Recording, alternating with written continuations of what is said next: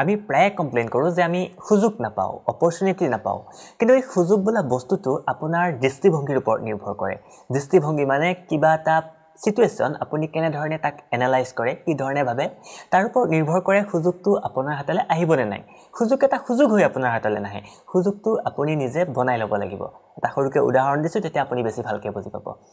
এটা জোতা কোম্পানীয়ে এখন পিছপৰা ঠাইত তেওঁলোকৰ এটা শ্বৰুম খুলিব বিচাৰিলে এখন ষ্ট'ৰ খুলিব বিচাৰিলে আৰু সেই কাৰণে মাৰ্কেটিং টিমত থকা এজন মানুহক পঠিয়াই দিলে এটুকুৰা ঠাই চাই আহিবৰ কাৰণে য'ত মানে ষ্ট'ৰ খুলিলে বেছি সুবিধা হয় মানুহজন গৈ পেলাই ঠাই চোৱা বাদ দিলে পুনে ঘূৰি আহি মেনেজাৰক ক'লে ছাৰ তাত আমি ষ্ট'ৰ খুলি লাভ নহ'ব মেনেজাৰে ক'লে কিয়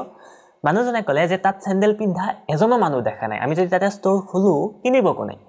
মেনেজাৰে কথাটো বিশ্বাস কৰিব অকণমান টান পালে সেইকাৰণে অন্য এজন মানুহক পঠিয়াই দিলে সেই আনজন মানুহ গৈ পেলাই ঘূৰি আহি ক'লে মেনেজাৰক যে ছাৰ তাত আমি এখন নহয় 2-3খন আমি ষ্ট'ৰ বহুৱাব লাগে মেনেজাৰে ক'লে কিয় যে মানুহজনে ক'লে যে তাতে মই কাৰো ভৰিত চেণ্ডেল নেদেখিলোঁ যদি এবাৰ চেণ্ডেল পিন্ধাৰ উপকাৰিতাবোৰ কৈ মানুহ এজনৰ ভৰিত চেণ্ডেল পিন্ধাই দিব পাৰোঁ আৰু সেই মানুহজনে যদি চেণ্ডেল পিন্ধি বুজি পায় যে চেণ্ডেল পিন্ধাৰ উপকাৰ কি সেই মানুহজনে গোটেই মানুহক ক'ব আৰু তেতিয়া সবে আমাৰ তালে চেণ্ডেল কিনিবলৈ দৌৰি থাকিব জোতা চেণ্ডেল কিনিবলৈ গতিকে তাত এখন নহয় 2-3খন ষ্ট'ৰ বহুৱাব লাগে মেনেজাৰে কথাটো ভাবি পেলাই আৰু